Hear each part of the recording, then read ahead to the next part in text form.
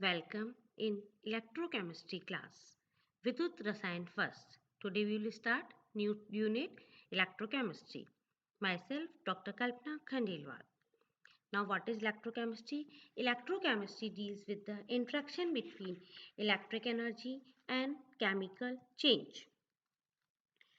वह पदार्थ जो विद्युत धारा को अपने में से होकर प्रभावित होने देते हैं उन्हें विद्युत के चालक कंडक्टर्स ऑफ इलेक्ट्रिसिटी कहते हैं जैसे तांबा सिल्वर अम्ल लवण के विलयन आदि तथा जिन पदार्थों में होकर विद्युत द्वारा प्रभावित नहीं हो सकती उन्हें विद्युत अचालक नॉन कंडक्टर ऑफ इलेक्ट्रिसिटी कहते हैं जैसे रबर लकड़ी लाख आदि conductors conductors are the material or substance which allow electricity to flow through them. They conduct electricity because they allow electrons to flow easily inside them from atom to atom. Also, conductors allow the transmissions of heat or light from one source to another. Metals, humans, earth, animals, or all conductors. This is the reason we get electric shocks. Moreover, the human body is a good conductor, so it provides a resistance free path for the current to flow from wire to body. Conductors have free electrons on its surface which allow current to pass through easily. This is the reason why conductors are able to conduct electricity. Examples of conductor. Material such as silver is the best conductor of electricity, but it is costly and so we don't use silver in industries and transmissions of electricity. Copper, brass, steel, gold and aluminium are good conductor of electricity. We use them in electric circuits and system in the form of wires. Mercury is an excellent liquid conductor. Thus, the material finds use in many instruments. Gases are not good conductor of electricity because the atoms are quite far away. Thus, they are unable to conduct electrons. Now, किसी पदार्थ में से विद्युत धारा का प्रभावित होना electric conduction कहलाता है। यह प्रक्रिया दो प्रकार से संपन्न होती है। ये दो प्रकार के होते हैं धात्विक चालकता या इलेक्ट्रिक कंडक्टेंस चालकता इलेक्ट्रोनेटिक चालकता या आयनिक चालकता the conductors are two types metallic conductors and electrolytic conductors metallic conductors or electronic conductors are substances which allow the passage of electricity through them without undergoing any chemical change. In these, electricity is carried exclusively by the transport of electron. Hence, these are also called electronic conductors. Example of metallic conductors are alloy, graphite, metals. Electrolytic conductors or ionic conductors. Students note this point.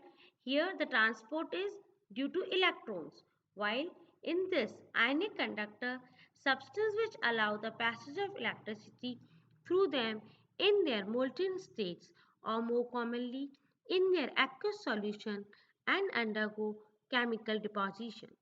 In these, electricity is carried by the movement of positive and negative ions. Hence, these are also called ionic conductors. Students, अभी यहाँ क्या बोला वह पदार्थ जिनकी द्वारा आयनों के द्वारा होती है उन्हें हम आयनिक चालक कहते हैं जो इलेक्ट्रॉन्स के द्वारा होती है उन्हें हम इलेक्ट्रॉनिक कंडक्टर्स कहते हैं अब इनके बीच दोनों के बीच में अंतर मेटालिक एंड इलेक्ट्रोलाइटिक मेटालिक को हम flow of electricity take place without the deposition of a substance. Flow of electricity take place with the decomposition of the substance. Metallic में किसी भी तरह का परिवर्तन नहीं होता है डिपोजिशन नहीं होता है जबकि डिकम्पोजिशन नहीं होता है जबकि इसमें पदार्थ का परिवर्तन होता है conduction is due to the flow of electrons इसमें विद्युत धारा का प्रभाव इलेक्ट्रॉन द्वारा होता है conduction is due to the flow of ions विद्युत धारा का प्रभाव आयंस द्वारा होता है। Conductivity decrease with temperature increase, इसमें ताप के बढ़ने के साथ चालकता ताप बढ़ने के साथ घटती जाती है, जबकि इसमें चालकता ताप बढ़ने के साथ बढ़ती जाती है। क्यों बढ़ती जाती है? बिकॉज डिसोसिएशन इंक्रीज हो जाता है। तो जैसे जैसे हमारा टेम्परेचर बढ़ा डिक्रीज होता है तो इंटरआयनिक अट्रैक्शन के कारण, मतलब हम कह सकते हैं क्या होता है, ताप बढ़ने से विद्युत उपघटे की मात्रा बढ़ती जाती है और साथ ही आयनों की गति भी बढ़ती जाती है। Resistance offered by the conductor is due to vibrating kernels. Resistance offered by the conducting electrolyte is due to interionic attraction, solvent viscosity, etc. Only physical changes take place, physical and chemical changes take place. No movement of matter, movement of matter take place. इसमें matter नहीं move करता है, जबकि इसमें ions move करते हैं तो matter भी मूव करता है, इसमें केवल इलेक्ट्रॉन्स मूव करते हैं। Example metals, graphite. Example solution of acid, basis, salts in water fused. Now धात्विक चालन क्या होता है? धात्विक मतलब मेटालिक कंडक्शन। धातुएं ऐसी चालक हैं जिसमें से रासायनिक परिवर्तन के बिना ही विद्युत प्रभावित होती है। इस प्रकार के चालक धात्विक चालक कहलाते हैं। उदाहरणतः कॉपर, एल्यूमिनियम आदि धातुओं के तार में से विद्युत प्रभाव प्राय धातुओं की आयनन ऊर्जाएं कम होती हैं, अतः इनके संयोजकता इलेक्ट्रॉन को कम ऊर्जा देकर ही निकाला जा सकता है।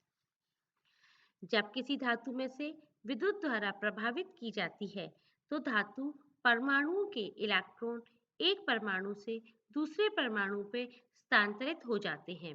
इस प्रकार धात्विक परमाणुओं के इलेक्ट्रॉन विद्युत वाहक का कार्य करते हैं। इसमें विद्युत वाहक का कार्य कौन कर रहा है? इलेक्ट्रॉन कर रहे हैं। इसके विपरीत संयोजी ठोस पदार्थों में साझे के इलेक्ट्रॉन योग विभिन्न परमाणुओं के बीच स्थित होते हैं। जब इन ठोस पदार्थों को विद्युत प्रभाव से जोड़ा जाता है तो साझे के इलेक्ट्रॉन युग्म गतिशील नहीं होते, अर्थात यह विद्युत के चालक नहीं होते हैं। विद्युत विश्लेषिक चालन, इलेक्ट्रोलिटिक कंडक्शन। माना इसमें क्या होगा? आयंस के द्वारा होगा। माना कि एक सेल में NaCl का जलीय विलयन, स्टूडेंट्स इसको मैंने हिंदी में डिटेल में ले लिया है जिससे आपको समझ आए कि ये कैसे होता है आयंस के द्वारा। एक सेल में NaCl का एक जलीय विलयन लिया गया जिसमें प्लैटिनम के 2 इलेक्ट्रोड डूबे हैं। ये इलेक्ट्रोड चित्रानुसार बैटरी के 2 सिरों से जुड़े हुए हैं। इस सेल में sodium plus chloride and chloride ions अधिकता में उपस्थित हैं तथा जल के अल्प वियोजन के कारण कुछ हाइड्रोजन आयंस और OH आयंस भी उपस्थित होंगे। हमने क्या किया? NaCl को वाटर में डिसॉल्व किया। इस विलयन में विद्युत द्वारा प्रभावित करने पर कैथोड पर हाइड्रोजन और एनोड पर क्लोरीन गैस प्राप्त होती है, जबकि विलयन में NaOH बनता है। इस प्रकार से स्पष्ट कर सकते हैं, विद्युत द्वारा प्रभावित करने पर विलयन में से इलेक्ट्रॉन कैथोड पर पहुंच जाते हैं, जहां हाइड्रोजन आयनों में से संयोग करके हाइड्रोजन परमाणु बनाते हैं। ये परमाणु हाइड्रोजन गैस देते हैं। कैथोड पर देखो हाइड्रोजन क्या कर रहा है? एक इलेक्ट्रॉन लेके हाइड्रोजन एटम में कन्वर्ट हो रहा है, आयन हाइड्रो में कन्वर्ट हो रहा है। 2 हाइड्रोजन हाइड्रोजन एटम मिलके एक हाइड्रोजन गैस बना देंगे। इस प्रक्रम के साथ ही एनोड पर क्लोराइड आयन पहुंचकर इलेक्ट्रॉन मुक्त करते हैं और क्लोराइड परमाणु बनाते हैं। यह परमाणु परस्पर संयोग करके क्लोरीन गैस बनाते हैं। देखो यहाँ पे नेगेटिव आयंस है, एनोड की तरफ जा रहे हैं और पॉजिटिव आयंस कैथोड की तरफ जा रहे हैं। एनोड पर क्या होगा? ये क्लोराइड आयंस एक इलेक्ट्रॉन दे देगा और ये कन्वर्ट हो जाएगा क्लोरीन गैस में। क्लोराइड आयंस द्वारा मुक्त हुए इलेक्ट्रॉन बाहरी परिपथ द्वारा एनोड की बैटरी में चले जाते हैं। ये जो इलेक्ट्रॉन्स हैं ये क्या करेंगे? ये बैटरी में चले जाएंगे और इसके द्वारा ये करंट मूव होगा। जब विद्युत परिपथ पूर्ण हो जाता है तो ऋणायन एनोड की ओर और घनायक कैथोड की ओर गति करते हैं। ऋणायनों का एनोड की ओर गति करना कैथोड से एनोड की ओर इलेक्ट्रॉन का गति करना माना जा सकता है। घनायनों को कैथोड की ओर से गति इलेक्ट्रॉन की एनोड की गति के समान है, अतः विलयन में इलेक्ट्रॉन कैथोड से एनोड की ओर प्रभावित होते हैं। प्रत्येक आयन विद्युत द्वारा के कुछ अंश को ले जाता है। इस प्रकार विद्युत द्वारा प्रभावित होती है। सोडियम क्लोराइड के विद्युत विश्लेषण द्वारा NaOH के निर्माण को सरलतापूर्वक समझाया जा सकता है।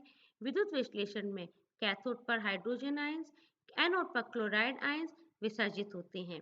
इस प्रकार सोडियम और OH आयन अधिकता में हो जाते हैं। इस विलयन का वाष्पन करने पर NaOH के क्रिस्टल प्राप्त होते हैं। जब ये विलयन में हाइड्रोजन आयंस उपस्थित रहते हैं, सोडियम आयंस कैथोड पर विसर्जित नहीं हो सकते, क्योंकि हाइड्रोजन आयन का निष्पेषण विभव डिपोजिशन पोटेंशियल सोडियम आयन की अपेक्षा कम होता है। उपरोक्त से स्पष्ट है, विद्युत का चालन उन आयनों द्वारा होता है जो अधिकतम में उपस्थित होते हैं। स्टूडेंट्स, ये पॉइंट हमें बहुत ध्यान से देखना है कि किसके द्वारा होता है? केवल जो आयंस अधिकता में उपस्थित होते हैं। इलेक्ट्रॉन पर विसर्जित होने वाले आयन वह है जिनका की निष्पेषण विभव कम होता है। Now, next topic is Faraday's laws of electricity. Faraday के विद्युत उपघटन के नियम। Faraday के कई प्रयोग के बाद विद्युत द्वारा विद्युत उपघटन के अध्ययन के बारे में उसने नियम प्रस्तावित किए। उसने दो नियम दिए। यह नियम उनके नाम से हैं, जिसमें विद्युत उपघटन में विद्युत उपघट्य विलयन में प्रभावित होने वाली विद्युत की मात्रा तथा इलेक्ट्रॉन पर निक्षेपित होने वाली धातु अथवा अन्य पदार्थ की मात्रा के बीच में एक मात्रात्मक संबंध स्थापित करते हैं। फैराडे के निष्कर्ष को निम्न दो नियम द्वारा समझाया गया। Faraday's laws of electrolysis. Michael Faraday, on the basis of his research, investigated electrolysis quantitatively. He found that during electrolysis, the quantities of substance liberated at the electrode depend upon the following three factors: the quantity of current passed, कितनी quantity current pass की गई है; time duration of passing the current at a uniform rate, time कितना लगा; charge on the ions been deposit, कितना charge उस पर deposit हुआ। Now we will discuss two laws. Faraday's first law. Faraday का प्रथम नियम क्या है? विद्युत उपघटन में किसी इलेक्ट्रोड, कैथोड अथवा एनोड पर मुक्त होने वाले पदार्थ की मात्रा विलयन में प्रभावित होने वाले विद्युत की मात्रा के समानुपाती होती है। The mass of a substance liberated at the electrode during the electrolysis is directly proportionate to the quantity of electricity that passes through the electrolyte. Masses of the substance in the electrolysis is directly proportionate to the quantity of electricity. Electrochemical equivalent defined in first law. If m is the mass of a substance in grams deposited on electrode by passing q coulombs of electricity, then m is directly proportionate to q. क्या बोल रहा है वो?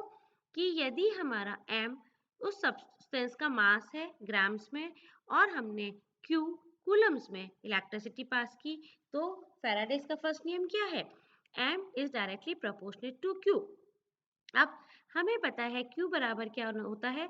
We know that Q is equals to I into T. और यहाँ हमने क्या किया? Q की वैल्यू सब्स्टिट्यूट कर दी। M is directly proportionate to I into T. और जब हम प्रोपोर्शनेट साइन को हटाएंगे तो हमने ले लिया Z constant. M is equals to ZIT. वहाँ पे Z, where Z is the constant known as electrochemical equivalent of substance electrolyte. यहाँ पे Z क्या है? Z एक स्थिरांक है जिसे हम विद्युत रासायनिक तुल्यांक कहते हैं। Z एक इलेक्ट्रोकेमिकल इक्विवेलेंट है, Z एक विद्युत रासायनिक तुल्यांक है।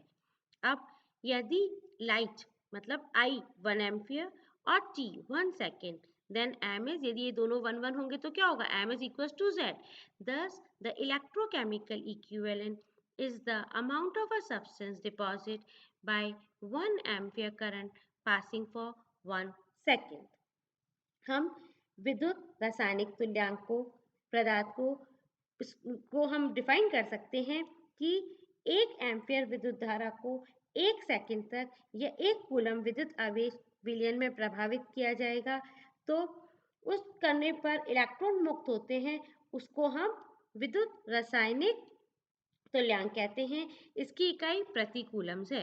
Electrochemical is defined amount of a substance deposit when 1 ampere current passing for 1 second. Now Faraday's second law, Faraday का द्वितीय नियम। फैराडे का द्वितीय नियम क्या है? फैराडे का द्वितीय नियम है कि फैराडे ने कहा कि विद्युत की समान मात्रा विभिन्न इलेक्ट्रोड पर मुक्त होने वाले पदार्थ की मात्राओं के आधारभूत संबंध प्रदर्शित करता है। सेकेंड लॉ, इस नियम के अनुसार जब विद्युत धारा की समान मात्रा विभिन्न विद्युत उपघटकों में प्रभावित की जाती है तो इलेक्ट्रोड पर मुक्त होने वाली भिन्न भिन्न पदार्थों की मात्राएं उन पदार्थ के रासायनिक तुल्यांकों के समानुपाती होती हैं। मतलब when the same quantity of electricity passes through solution of different electrolyte, the amount of substance liberated at the electrode are directly proportionate to their chemical equivalent. Amount of the substance liberated at the electrode is directly proportionate to the chemical equivalent when different electricity। ये हमने यहाँ diagram से आपको बताया है। ये 3 beaker हैं। एक में consider 3 different electrolyte AgNO3, copper sulfate, AlNO3 whole thrice in their aqueous solution connected in series। यहाँ पे ये 3 बीकर एक सीरीज में कनेक्टेड है। इन तीनों में हमने इलेक्ट्रोलाइट भर दिया है। अब the same quantity of electricity is passed through them, then the masses of silver, copper and aluminium deposit on their respective electrode would be directly proportionate to their chemical equivalent masses। मतलब जब हम इन तीनों में समान मात्रा में विद्युत प्रभावित करेंगे तो उसमें क्या होगा, सारे विद्युत उपकरणों में जब विलयन भरे हुए हैं कैथोड पर मुक्त हो जाएगा, मुक्त हो जाएंगे सिल्वर, कॉपर एंड एल्यूमिनियम। अब उन तीनों की जब हम वो देखेंगे उनको जब भार गणना करेंगे तो हम देखेंगे वो अपने तुल्यांकी भार के बराबर है। तुल्यांकी भार सिल्वर का क्या है 108 ग्राम्स और कॉपर का 31.75 और एल्यूमिनियम का 9 ग्राम। मतलब यही हमारा ये सेकेंड लॉ कह रहा है। अब यदि हम क्या मतलब हम कह सकते हैं फर्स्ट नियम हमारा क्या था, W1 हमारा था बराबर Z1IT के। ये कह रहा है W1 divided by W2 is equals to E1 upon E2 क्योंकि ये प्रोपोर्शनेट है। और हम लिख सकते हैं W1 बराबर Z1IT है तो हम लिख सकते हैं Z1IT divided by Z2IT is equals to E1 upon E2 और Z is directly proportionate to E। Z क्या है हमारा विद्युत रासायनिक तुल्यांक या इलेक्ट्रोकेमिकल इक्विवेलेंट। तो हम कह सकते हैं किसी पदार्थ का विद्युत रासायनिक तुल्यांक उसके रासायनिक तुल्यांक के समानुपाती होता है। हम देखते हैं कि फैराडे क्या है। फैराडे विद्युत की वह मात्रा है जो किसी पदार्थ के 1 ग्राम तुल्यांक भार को घोलने अथवा निशापित करने के लिए प्रयुक्त होती है। एक फैराडे किसके बराबर होता है 96500 कूलम्स। हम देखते हैं कि एक फैराडे को जब हम पास करते हैं प्रभावित करते हैं तो हमारे 1 ग्राम तुल्यांक भार के बराबर पदार्थ मुक्त होता है। Thank you.